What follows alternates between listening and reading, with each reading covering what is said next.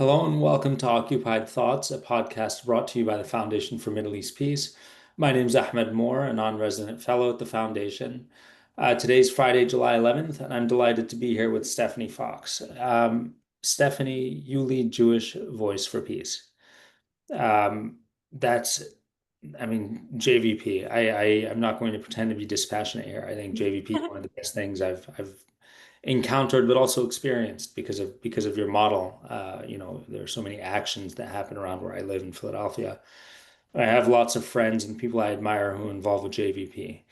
Um, so if this, so again, I'm not somebody with a neutral opinion on JVP. I think most of the work you do, everything I'm aware of, is extraordinary, and we need more of it. Having said all of that, I think it helps to start with just an introduction about you. You lead the organization, but how did you end up leading JVP? How did you come to this work? It's so, first of all, it's such an honor and quite humbling to be here with you. Big fan of the podcast and of all of your work, and it's wonderful to get to be in conversation with you. So thanks for having me. Thank you. And yeah, I mean, my journey is from many years to get here. I came into my politics and my commitment to Palestinian liberation as a young person, like so many. I went to college. I started college in the year 2000, and I got to school and walked right into the Hillel office and said, I want to get involved in Jewish life. I want to be connected. And I got signed up to go on Birthright like day one. And what happened shortly thereafter, obviously, was the onset of the Second Intifada. And I remember my trip got canceled, and I remember being in like the college computer lab and seeing the images of the murder of Muhammad al-Dura with his father shielding him and um, being like, I don't know anything that's happening there. Like just a sort of flooded understanding of how little I understood, and I was in a moment of coming into understanding the way that systems of power and structures of oppression function in the US and around the world, and how US imperialism has functioned, and how I'm just coming into an internationalist politics in general, and if one of what does the world look like in a if it were to be more just, and what is the injustice that we see today? And I was like, oh, I need to know what's happening there, So I from that point became a very committed learner. And when you are willing to read, it's it's really hard to escape the facts of the injustice of the situation. And so I became clear in my, rooted politics as a Jewish anti-Zionist pretty early, but it wasn't until I would say maybe 2006, 2007 that in 2007, I found the political home of JVP to do my work. I walked into a Seder that the Seattle chapter was holding, and I was like, oh my God, finally a home of like politically minded, justice at the center, community of Jews with whom I could take action in a focused way around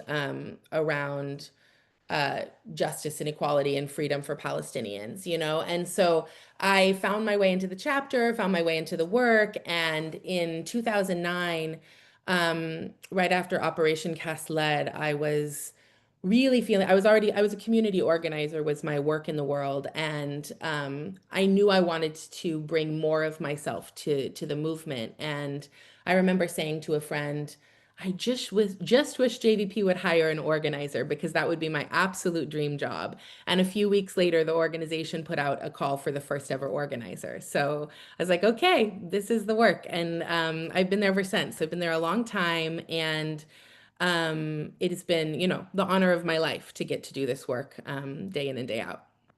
I mean that's extraordinary. I mean, so for me that you talk about going to the computer lab and seeing Muhammad al-Dura, and I mean that was at a time when, dead Palestinian children had names.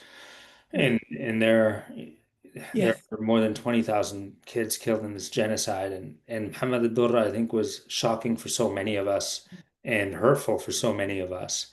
So I appreciate you bringing that up and the imagery. And if listeners don't know that photograph, it's worth looking. Yeah. There are people who, with a traditional upbringing, or may have said, "Okay, that's extremely sad," uh, Mm, but it doesn't fundamentally change my view of Israel, do or die. mm, Israel's doing what it needs to do to survive, and you hear this argument today. Um, Stuff happens, and it's regrettable, but we're really doing what we need to do. And so why is your version of justice mm, 24 years ago different? Why mm. is your version of justice universalist rather than the Holocaust happened, Israel exists, this is bad, but let's fortify the fortress? Like why at that time, 24 years ago, could I walk down that path of understanding? Yeah. Yeah, I mean, I think of a couple of things spring to mind when you ask that. I mean, I feel like one is that another thing that happened that fall, I remember very distinctly. You have those flashpoint moments in your mind. I was getting involved in local organizing, like in campus organizing around our living wage campaign. I remember tabling like in the dining hall or whatever for signatures for some petition, and I was sitting next to a fellow activist, and we were chatting. And he was talking about having spent his summer in the West Bank, and he was talking about Palestinian family he lived with, etc. And I remember being like, I've as a young Jewish person who thinks of myself as like committed to racial justice, et cetera, et cetera. I'd never been in conversation even about Palestinians in a way that was just humanizing, at a very basic level, let alone, the Palestinian friends and beloveds I came into community with shortly thereafter. But I remember in that moment thinking, my reaction to even, and I'm embarrassed to admit it, but even the word Palestinian was of racism. And I knew enough about racism and unlearning racism that I was like, all I have are racist stereotypes. Like I knew that because I was like, oh, what am I doing? You know what I mean? Like it just sort of like hit me like a ton of bricks because I at least had a foundation a little bit of being like, what is anti-Black racism and what is my conditioning around that as a white person? And so I could map it quite clearly. It's the same exact function. So that was one piece. And then then my heart, I think when you ask that about like, how do I internalize? How did I know to internalize and create understanding, a universalist understanding of the lessons of, the Nazi Holocaust, etc. I mean, I think that it's such a callous perversion of our histories to try to weaponize them and use them to justify genocide now and ongoing occupation and apartheid that like the core the core that I felt like I was taught by, like, say, my great grandma Bell, who was just always like, the lesson of this is never again for anyone. I mean, that was always very clear to me that like this is where we get our commitment to justice for all people. It wasn't a particularist, like there's like, you know, never Jews at any cost, at anybody's cost, was never the core lesson in my family. And I think it's like um I think one of the things I see now that's so painful to watch what's happened in the 24 years since is sort of the like how can it be that there is such a vocal and intense portion of Jewish community that takes the opposite lesson from our histories. um, and even I think about what's happening on campuses and the entire industry of these $1 million $100 million organizations like focused on uh, policing Jewish life on campus in such a way that when students start to have that moment of just basic human recognition, of just basic, oh, I need to unlearn this. I'm uncomfortable. I've been taught something that's racist. I need to look at that. That's hard to confront.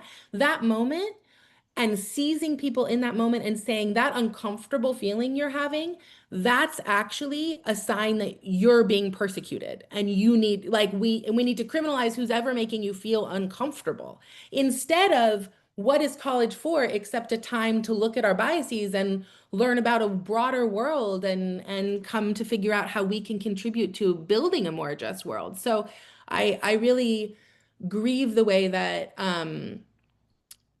like Zionist organizations have figured out how to um, try to keep students and young people and people of all ages from having those reckoning moments because it's our own humanity at stake, honestly. And I think that's a powerful insight, and I'm grateful to you for bringing it up. The idea that discomfort can engender new ways of thinking can cause one to question one's assumptions. Because when you do look at some of these young kids who present as almost the word victim is a strong one, but they present as being useful to somebody with an agenda when they talk about their fear. You're right. There is this orchestrated element about it, and it's instructive to understand why it exists. Hmm. Um, so, what was JVP like in 2007 when you attended that first? You mentioned the Seder. Before you were employed there, what was it like? It was, a lot of the core elements of being just like a group of, scrappy and committed individuals willing to just like give what we've got to do everything we can to fight for justice was very true, and a commitment and a love of Judaism and of Jewish community and a connection to other movements. Like all of that little was in the core of it, but it was tiny. So it was like, I mean, I came into the Seattle chapter and, it was like it was probably one of seven chapters at that time. And I remember going to a national meeting, I think in 2008, like our big national meeting. And there were 90 people there or something like that. And it was, but we were serious. I mean, I think one of the things about the organization I've always loved as an organizer is that it's a group of people who has always um, been committed to real change. Like we weren't getting together to say, what do we want to think together? But it was really a sense of like, what can we do together and how can we build grassroots power that is big enough to do something real with in the face of these atrocities. And that's true today, so that stayed true. But it was like a much scrappier, much smaller. And we'll get into the growth, but JVP at that time was seven chapters. Today, how many chapters exist? We've got, I think over 150 now, Wow. with between campuses and chapters and communities, and we call our smaller forming chapters pods. So yeah, like over about 150 local formations. Got it. But before we talk about growth, I do want to talk about the history a little more. So Sure. JVP was founded, I think, in 96. Yeah. And we've got mutual friends who've been involved in JVP for a long time, Rebecca Vilcormison, Rabbi Alyssa Wise, and they wrote a terrific book, Solidarity is the Political Version of Love. Yeah. I've got to plug the book.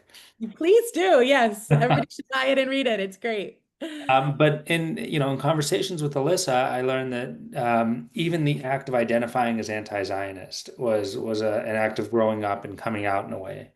Yes. Um, would you describe those early days and that struggle for JVP, or maybe I don't know if struggle is the right word, but that evolution of JVP in that direction, and then the final coming out, the planting a flag and saying, actually, this is an anti-Zionist organization with everything that that entails. Yeah. It was a real journey. I mean, I think that I remember in some of those early meetings, like many, I came in as like individually an anti-Zionist already, and there were at that time folks who did not identify that way or who were actively identified as Zionist, and there was struggle in the organization, and there was also always a organ like a mentality of what does it take to be a grassroots organization that seeks to build and be a mass organization, be an organization with a base that can move things together, have people power.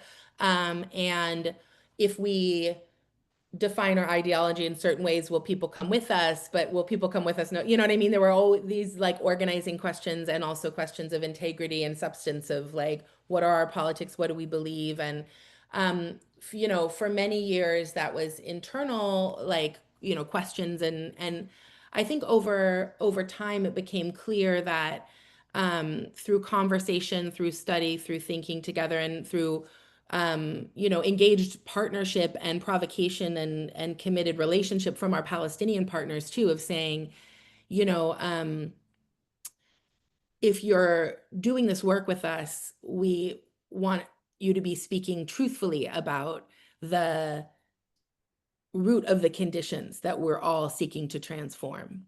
And if you don't use the language that's accurate, you're missing part of the story that's important to tell. Hearing that again and again, I think from the staff level, from our chapters levels, from partnerships, it was like, oh yes. And then through deep and committed study within the membership, I think everybody felt really clear.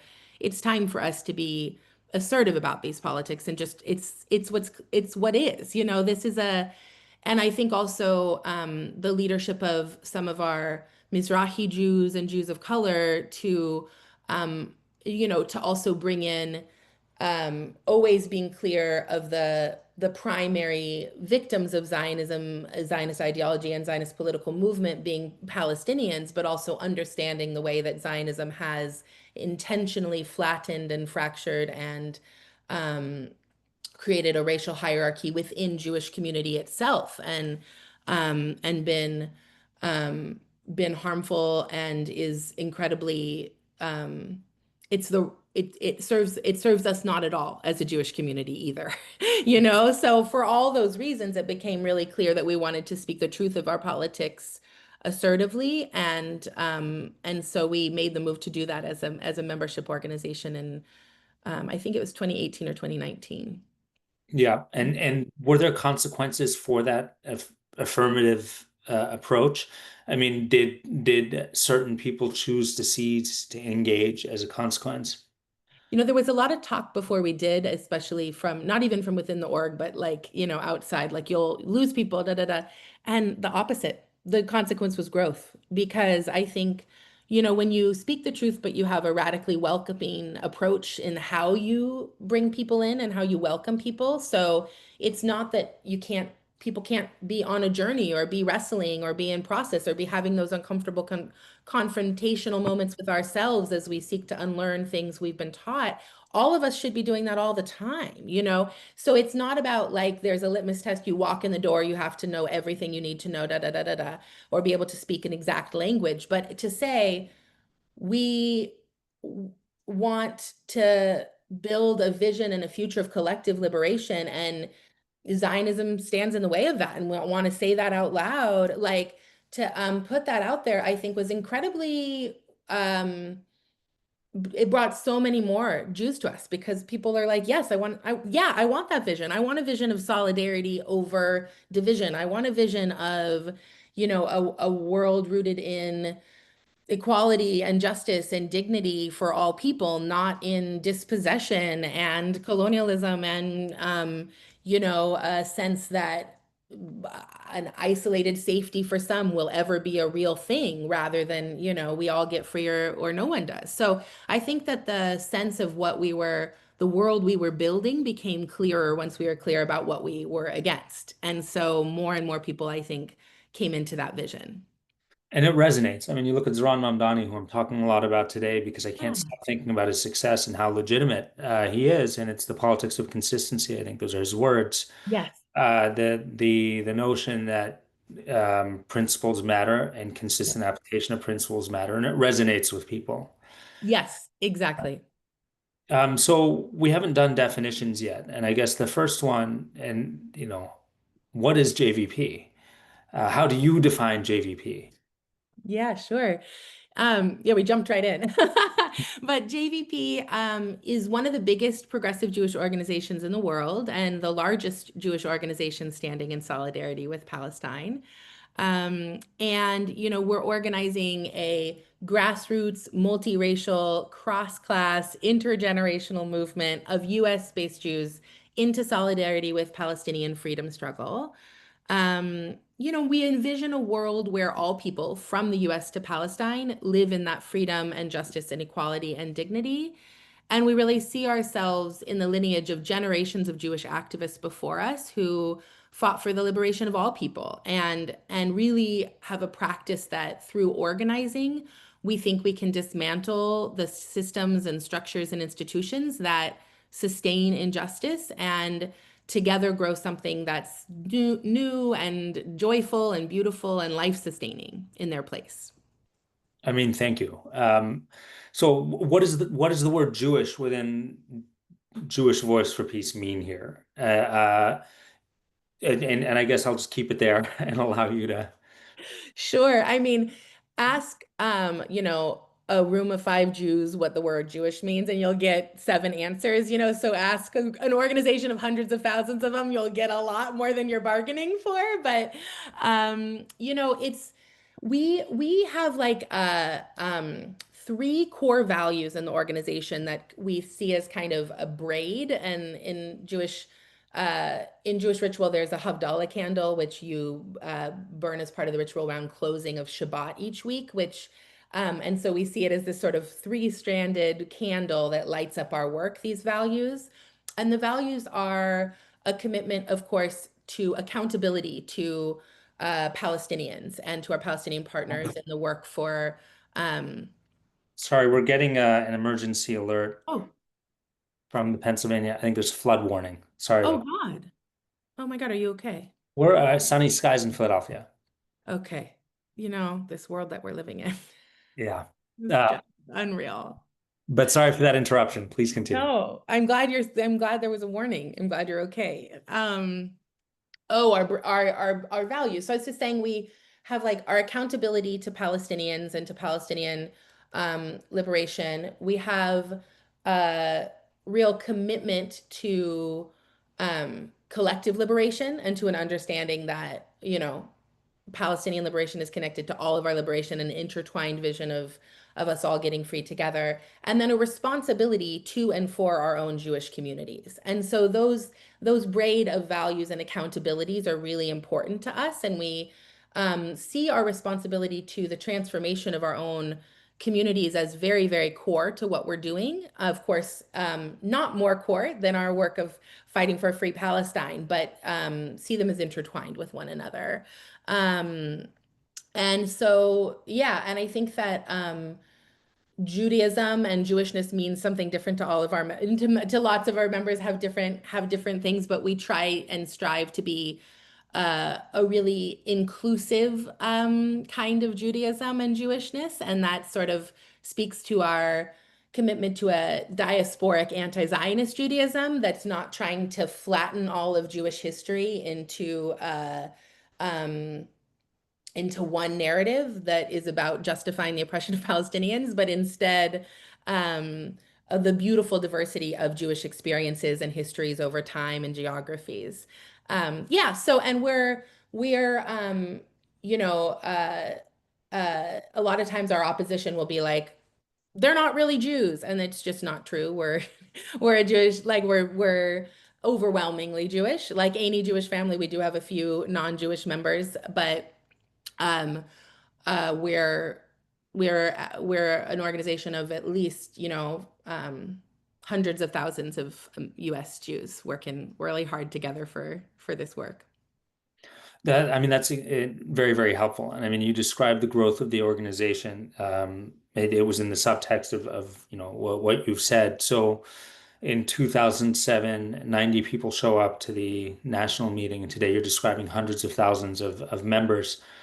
Um, what, and I'm talking before the genocide, Mm, what drove some of that growth? What was the growth like, through 2023? Because there was an inflection point, obviously, in 23, yeah, which we should also talk about. But before 23, what was that growth like, and what drove it?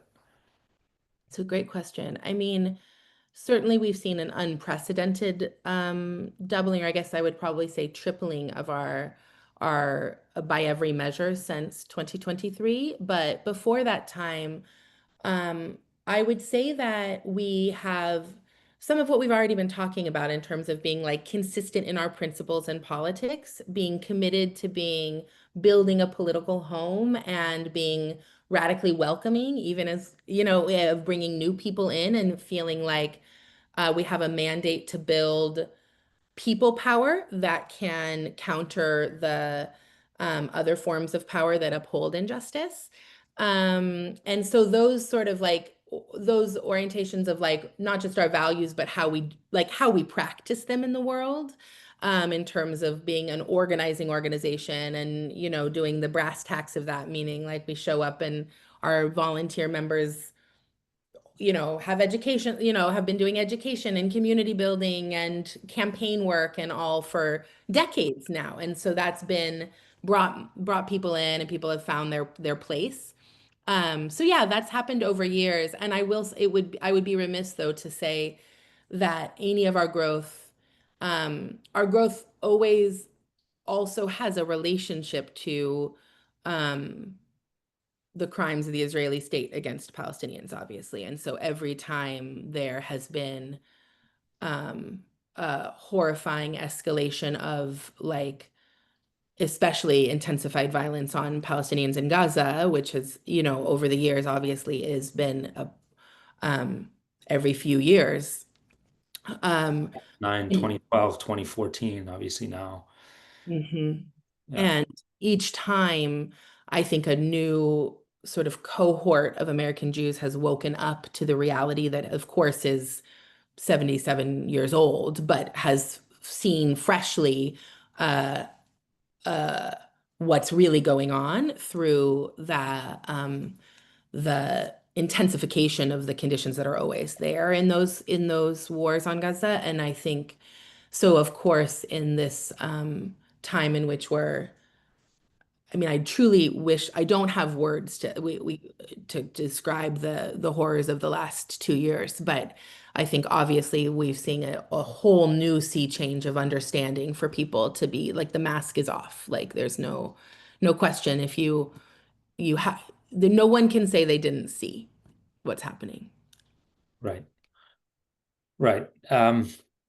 So before we get into the genocide and how transformational that's been for you, for the organization, for all of us, for American Jewry, because I think that you probably have a pretty good handle on what the community looks like today, probably better than most. Um, can you just describe the concrete work that JVP does? Because somebody like me, I'm not an organizer, and I interact with the organization when I go to the train station Yeah. or so those kinds of actions are highly visible and they're critical.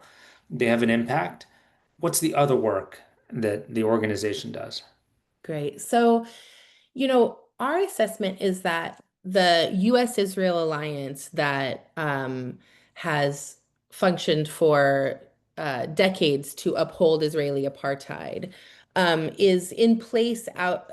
There's different pillars that uphold it. There's a huge number of political, financial, and cultural uh, institutions and forces that are upholding that alliance undergirding Israeli apartheid and now genocide. And we understand the conflation of Judaism and Zionism, or of anti-Zionism and anti-Semitism, to be a kind of moral cover over what is largely like corporate and imperial interests from the US in upholding Israeli apartheid, right? So, but if you say it's for the safety of Jews, then you won't look at like actually who's profiting off of this system. Mhm. And so, on one hand, we see ourselves as needing to remove that moral cover. And that's where some of this real cultural shift, narrative shift work comes into play. And most of the mass mobilizations you're referring to in the train stations and the halls of Congress and these sort of relentless civil disobedience we have been rising in, I think a lot of the impact of that is around shifting that narrative and removing the way that that guise and that sort of callous lie of this having anything to do with Jewish safety is used to excuse or cover for the whole system. But we also address what is happening in each of the pillars, right? So we also have always, for a long time, been not always. We actually had also had a membership process to endorse BDS back in 2011, but for a long time have been engaged in the work of boycott and divestment to challenge the financial complicity in occupation, apartheid, and genocide. Um, and so we've run dozens of such campaigns and had, many wins in those areas of pushing on and holding accountable those occupation and war profiteers. And then in the political work, we have JVP Action, the sister organization to JVP, is our 501(c)(4). And that's where we articulate the grassroots power we have into assertive demands of U.S. Policymakers, which of course, there's U.S. Congress is probably one of the most anti-Palestinian institutions in the world, right? And so we understand that um, there is, billions and billions of dollars in taxpayer funding with and constant um, impunity fought for by US government for Israeli war crimes.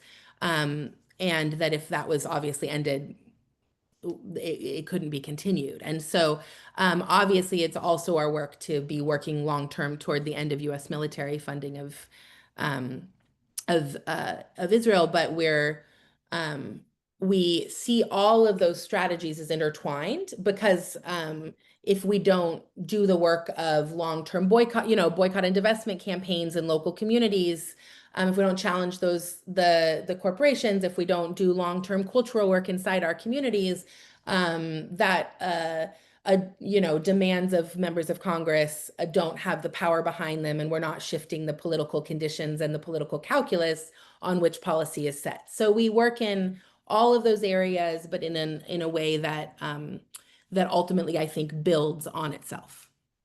So integrated. So if I could try to synthesize and summarize, I mean, it's kind of an imperial analysis of the structures that are at work in Palestine.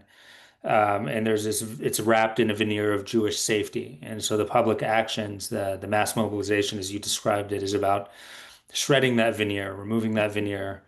There's a C4 which works on lobbying in Congress.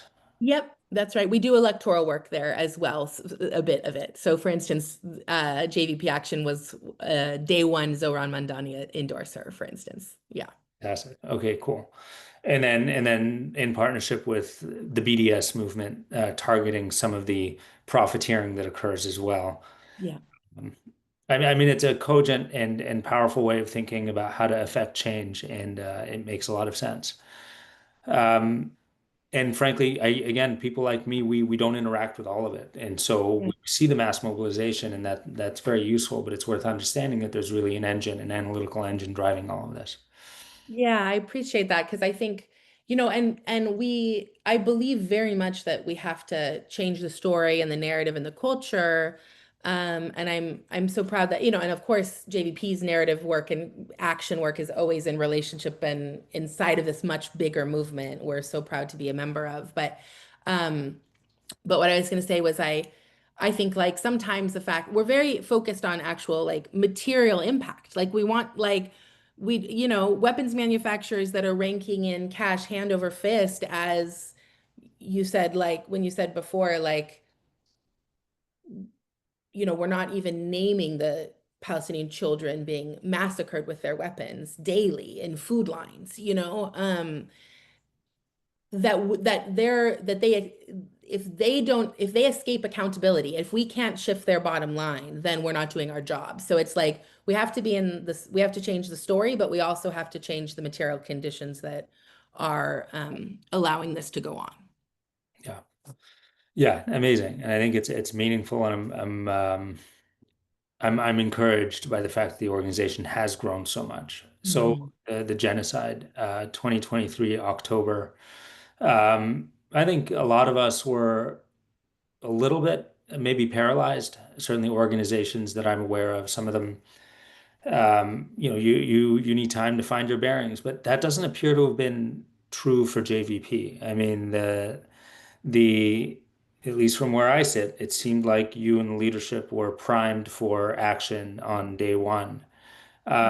Is that more or less accurate? I mean, and if yes, why was JVP able to meet the moment almost 2 years ago, where Hmm. other people may have needed to play some catch up?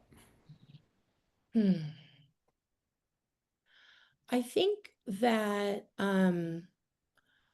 any of us who have been working the on the issue for years, anybody who's spent any time watching the Israeli state do what it does, as you said, as you rattled off the list of, wars on Palestinians in Gaza, I think, all of us knew instantly what was to come. Although I will say that the horizon of my imagination for how horrific I continue every day to wake up and say, how did I not know it could get this bad? How is it still worse? Um, but so sorry. Um, but I think as much as one could know in that moment that it would be the worst we could imagine, we all knew, you know? And so there was a sense I think we had of um, just profound urgency, even for in active grief for some in our leadership and membership, a sense of active urgency. Um, and I believe because we have one role to play in the movement, and there are many roles. Everybody has to find their place in the movement, and based on whether it's about you know, what's your career and what can shift from your vantage point, what's your identity basis, et cetera. But we know what our role is to play. And I think that there is a great advantage of that because I think it was true that on day one we knew that the that it was essential that the way we understood the way that system that we just described, the hyperdrive of Jewish grief and fear being used to cover for what we knew would unfold into genocide. I think that we were like, we have a role to play in interrupting this narrative, and we have to figure out what is the absolute most we can do right now with what we have to show up to that. And I think when you know what your job is, it's easy to do. You just do it in the moment of like facing such um, a crisis of such a catastrophe of such historic proportions. You just say, "What can I do?" and I go do it. And so the clarity of role, I'm extremely grateful for, and that feels true today. And all of the last 2 years, we've kind of time and again said, "Okay, what is not what can we do, but what must we do? Okay, and then let's figure out how to do it." Like we have to ask ourselves, what must we do or what will it take? What will it take? And then you do that. You don't say, what do I have around me that I can do with? You say, what do I have to be in the world? And then you just go be it if these are the stakes. Mhm. And yeah, I mean, I echo your shock. You use the word horizon. I also didn't imagine, and it's been just heartbreaking, revelatory, but shocking. The extent to which the Israelis have gone and the impunity with which they've operated, the complicity, the active support, whatever.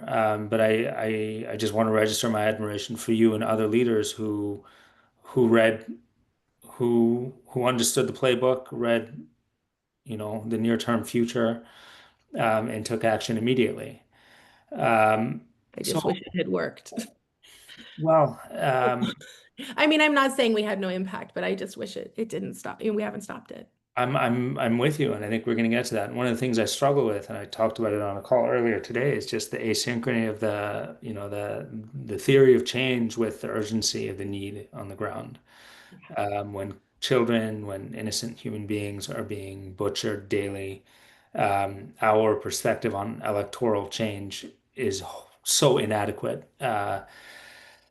Um, but you sit at the top of a movement up there. Really, you have a vantage point, and so I want to ask you, where are there gaps in the movement? I've perceived gaps, but I'm eager to get your perspective. Where are there gaps in the movement in building this coalition? Where are the coalition partners missing today? Mm. Mm. I'm so curious to your answers too. I want to turn it back on you. You're such a good interviewer. I'm like, I want your take. Um, I think that we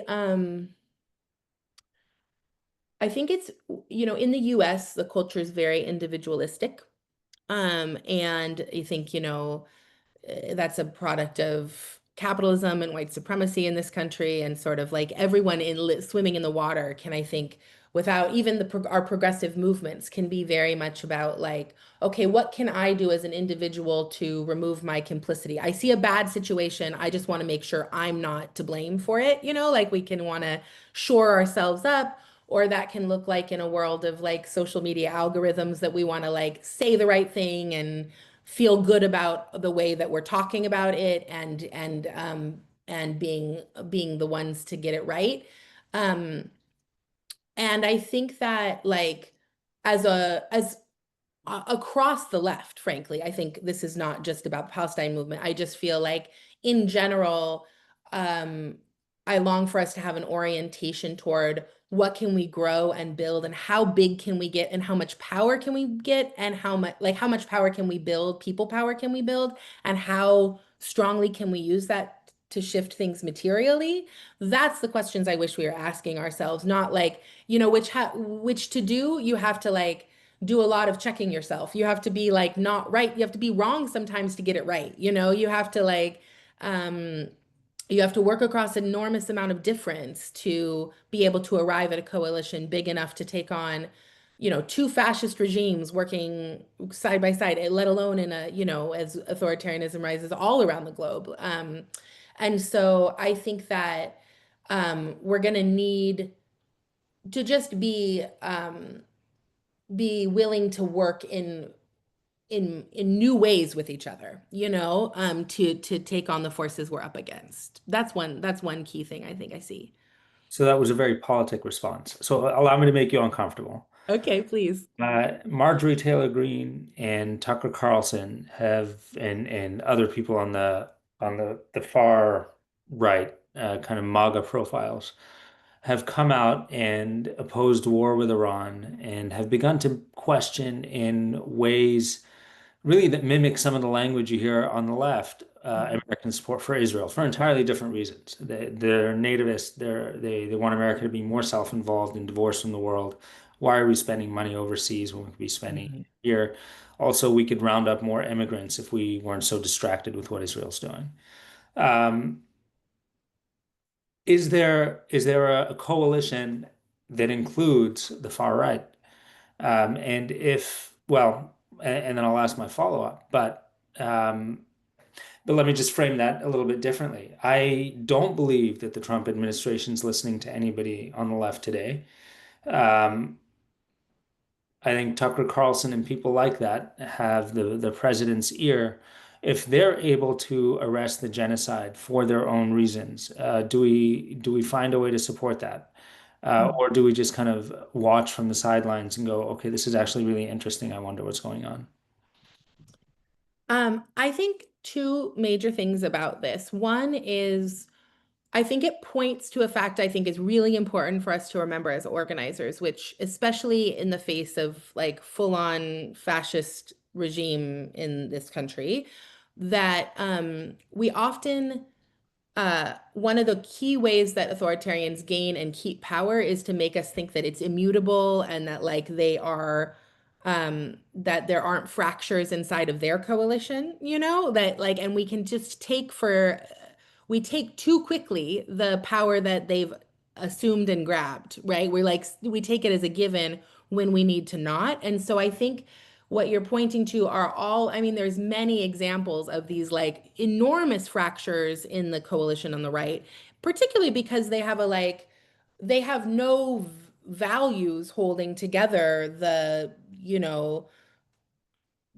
clown car of most horrific evil ideologies working with one another toward like, just the preservation of the billionaires on their like, It's a their fortress, clown car. their fortress island, so that's what they're doing over there. So of course they're gonna like let's be sure to it, like let all of those fractures be like exploited fully by, on that side. That should, and we should also understand that as organizers, that there's going to be openings we don't create or participate in, but that we have to run through kind of on the left. So that's one thing at a high level. But I think the point is like, we are never going to make common cause with the actual fascist leaders you're mentioning. Like we have nothing, we're not them. We do have values that ground our work. But I think what it speaks to is that the base of those individuals, people who maybe voted them into office or people who listen to those radio shows or TV shows, etc.,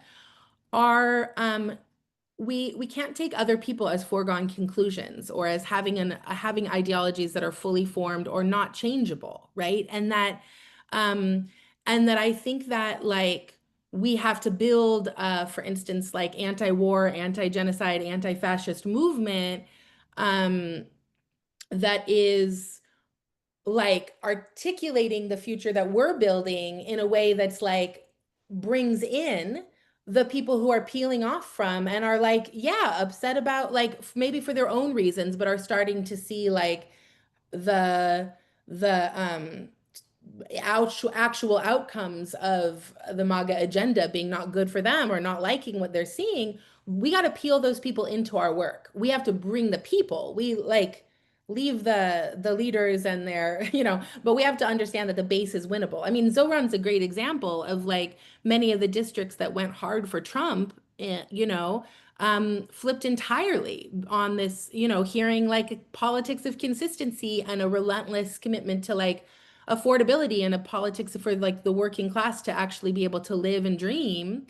That combined with like, of course, trans people are people and have human rights, and of course Palestinians are people and have human rights, and of course immigrants are people and have human rights, like of course. So I think that we have to not write off many of our neighbors, and we have to also build a movement that is clear enough in our values that we actually move people to understand the world we're building.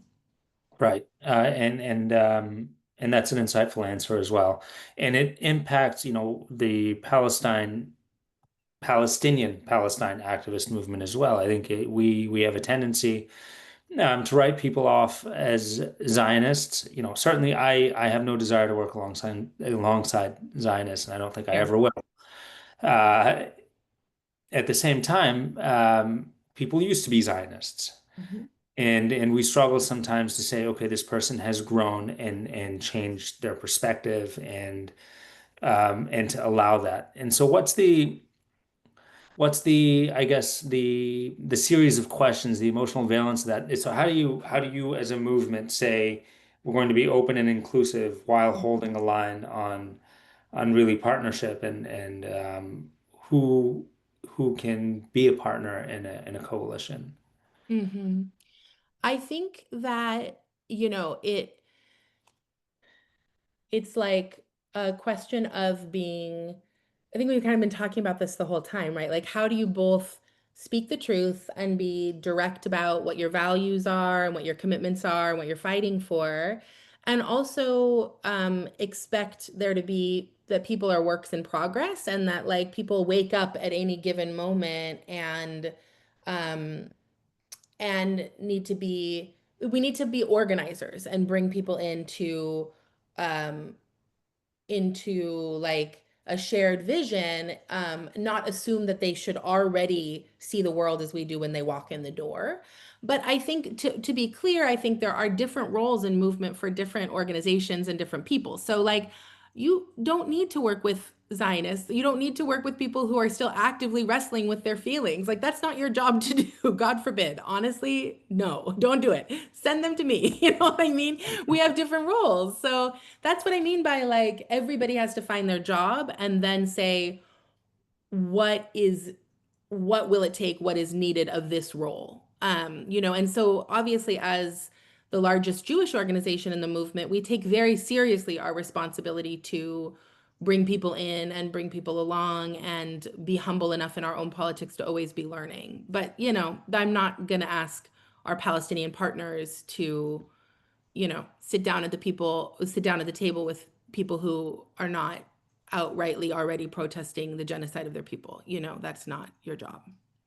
Yeah, and I appreciate that clarity, and I think the idea that there are different roles for different voices within a movement is an important one, and it helps accommodate that range of voices. Because I hear some people who I like and admire use some strident language, and I do think that in some contexts it's useful and valuable because they're speaking a truth that resonates with many of us, Yeah. and they're doing it in a way that may make people uncomfortable. But like you said at the top of this discussion, discomfort sometimes leads to growth. Hmm. Um, Attacks on JVP. I mean, JVP is successful by any measure from a social movement point of view. And the success of the organization has invited a lot of unwelcome attention and punitive action, I'd say.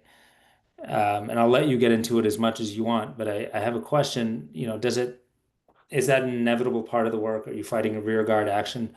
What is, and now I can reference Ariel Angel's report in Jewish Currents. You had this big celebratory conference, which is organized around Palestinian liberation and everybody's liberation.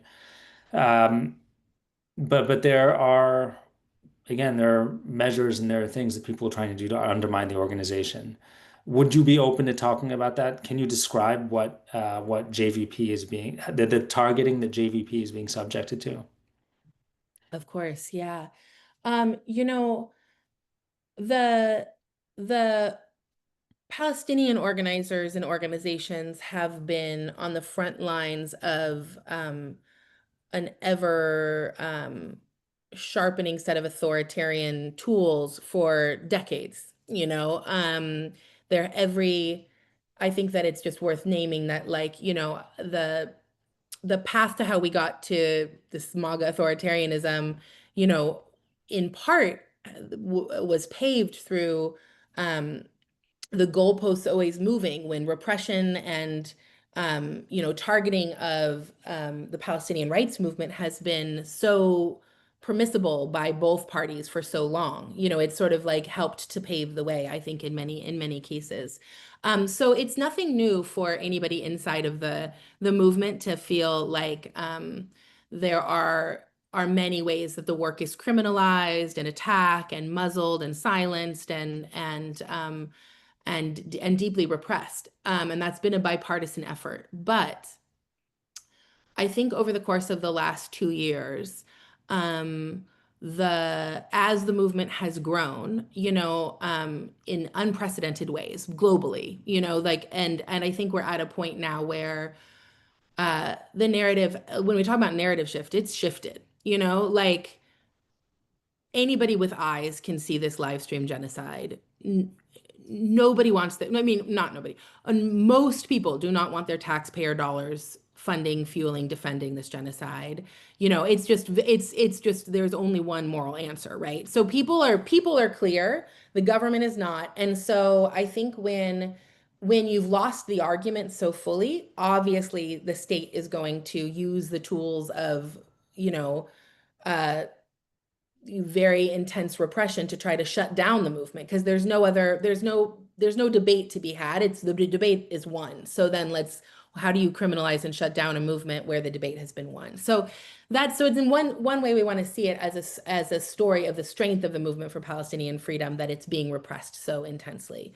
Um, I think that the targeting of JVP, we play a defense role in the movement often, and I think that has in ensuring that, or working to ensure that, like, our Palestinian, partners and colleagues are not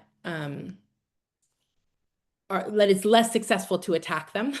And so I think because of that buffering role we sometimes play in sort of revealing the lie of Zionism is Judaism, we've become a target in our own right.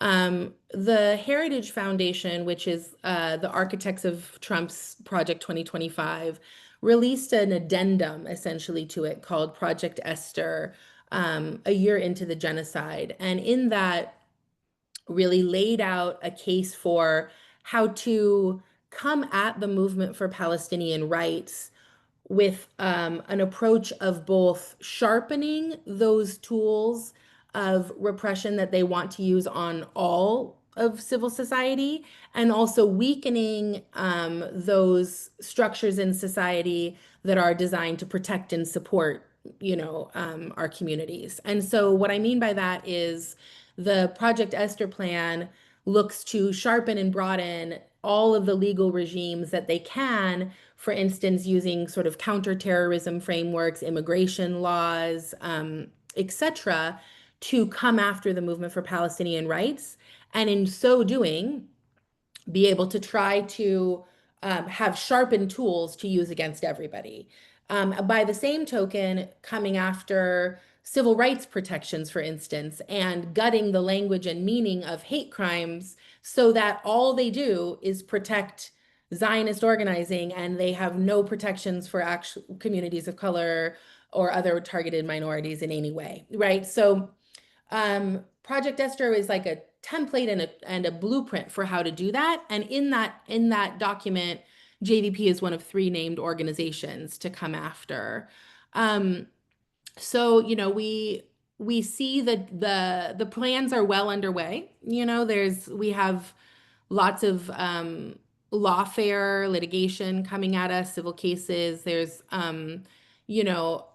I think much more than what's happening to us as an organization, we can see the way that like Trump's mass deportation machine combined with these attacks on the Palestinian rights movement. You can see cases like Mahmoud Khalil and so many others who have been targeted exactly in this nexus um, to try to further sharpen these tools. And so, just like with his case, what it takes is a very, very unified and strong fight back, and a united front that says they're coming maybe for one of us at a time, but they're coming for all of us. And so, if you come for any of us, you're coming for all of us too, and we'll show up for one another. Yeah, and you say sharpening these tools, and I hear sharpening pitchforks, and I Yes. see a mob. It is. It's witch hunts. Yeah, exactly. Yeah.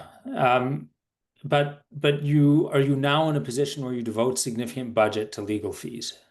And that's one of the ways in which I mean, the federal government can drain the coffers of even the most well-funded organization, and that itself, that tool through exhaustion, and I mean that is part of the effort, isn't it? It's certainly a part of it. Yeah. I mean, I think that like I think before this time, this sounds like very naive, but I like anybody can sue you, and you have to respond. I know that's like the most basic thing in the world, but it's like the the most frivolous, insane claims can be made, and you have to, take it up and fight it fully, especially in this climate. I mean, legally you have to, but also just like there's no telling with the way that like sort of the MAGA right is trying to, take apart the entire rule of law as it is. So that's all happening around us. So yeah, I mean, it's certainly true that I the amount of like managing the absurd lawfare coming at us is a part of the day-to-day work for me that I never would have anticipated, but is part of the cost of doing business at this point. Yeah, and I hear that across the board. I mean, I spoke with a university professor who had a complaint filed, and he spent upwards, I think, of $30,000 of his personal money Oh, just appealing and working through the university's adjudication processes. And he was ultimately acquitted, but you can imagine that's personal resources, it's time away from teaching and research, and it causes you to say, well, what's the point on some level? yeah. We're nearly out of time, which I regret because I love speaking with you and learning from you.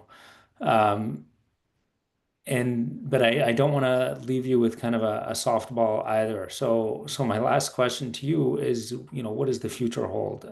Full awareness that there's a future we want to see, and there are hopes for the future, but that our hopes don't always materialize. And so, what does the near-term future hold? And then, how do you accommodate the answer to that question in your daily work? Mm. I mean,